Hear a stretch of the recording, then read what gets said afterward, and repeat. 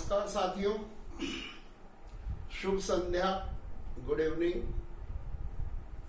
आज एक लंबे समय के बाद पुनः आपसे भेंट हो रही है। ये अंतराल आवश्यक था। पिछले दिनों ज्ञान कणिका यूट्यूब चैनल पर लगातार विभिन्न विषयों पर आपसे चर्चा हुई थी। उसके बाद जिस प्रकार से पता चलता गया कि अब लॉकडाउन की स्थिति बढ़ती जा रही है, तो निश्चित रूप से व्यक्तिगत विकास के लिए मुझे कुछ योजनाएं बनानी पड़ी और उसमें प्रमुख है अध्ययन, स्वाध्याय। चूंकि मैं बेसिकली एक शिक्षक रहा हूं, तो निश्चित है मेरी पढ़ने में और पढ़ाने में रुचि रही। और ये समय ऐसा आया जब हमें लंबे समय तक घर में ही रहकर अपने सारे कार्य करना होते हैं।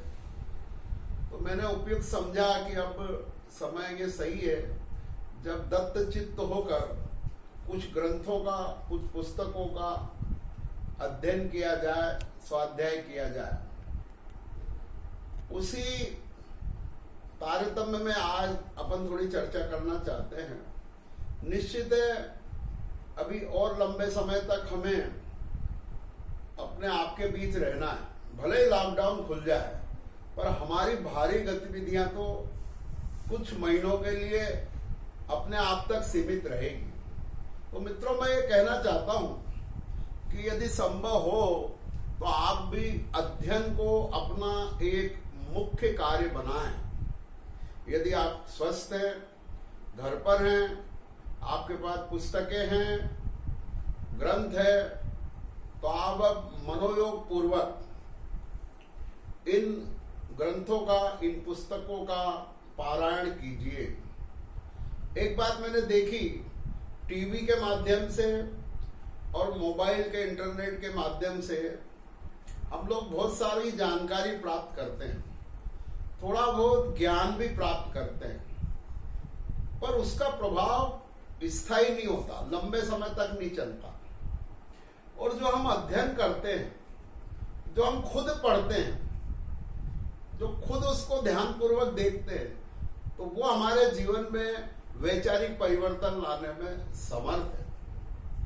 इन दिनों सबसे पहले बताना चाहूंगा कि मैंने इस महान ग्रंथ का स्वाध्याय प्रारंभ किया था और ये लगभग अब पूर्णता की ओर है।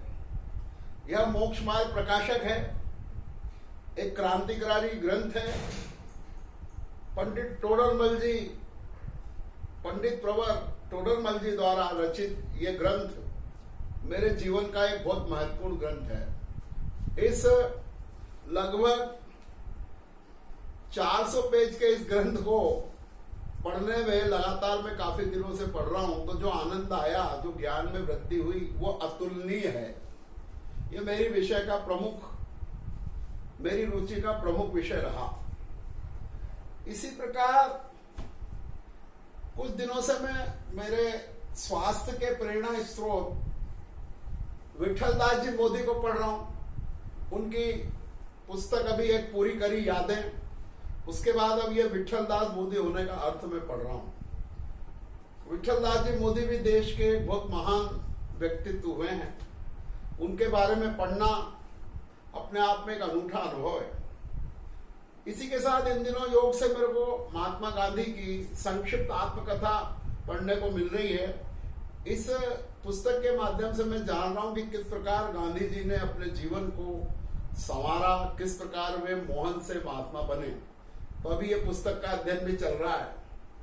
एक और पुस्तक है जो मेरी रुचि का विषय है, जो मेरा मुख्य जो श्लोक रहता है, सैर कर दुनिया की गाफिल, जिंदगानी फिर कहां, जिंदगानी रही तो भी ये नौजवानी फिर कहां। इसके जो मेन जीवन में उचारने वाले हैं वो है राहुल सांकतायन। उनके जीवनी पढ़कर खूब आनंद आ रहा है। ये देखिए, ये राहुल जी को देखिए, ये राहुल जी मेरे आदर्श हैं। उन्होंने यात्रा के पुरजोर व्यक्तित्व है, खूब साहित्य लिखा है और किस प्रकार से उनका जीवन संघर्षमय रहा और कैसे उन्होंने कठिन यात्राएं की, इस प्रकार से पुस्तकें में पढ़ना इस समय उसमें चल रहा है। इसलिए मैंने आवश्यक समझा कि पहले अध्ययन मनन चिंतन चले, जिससे जीवन में कुछ विषयों में निर्णय हो। तो आपसे भी मैं ये अनुरोध करता हूं कि इस लॉकडाउन में अन्य कार्य तो करें ही, स्वास्थ्य संबंधी, घर के, बाकी साथ ही साथ आप अध्ययन की प्रवृत्ति बनाएं। और अगर बीच में लॉकडाउन कुछ समय के लिए खुलता है और आपको अवसर मिलता है तो आप सादर आमंत्रित है।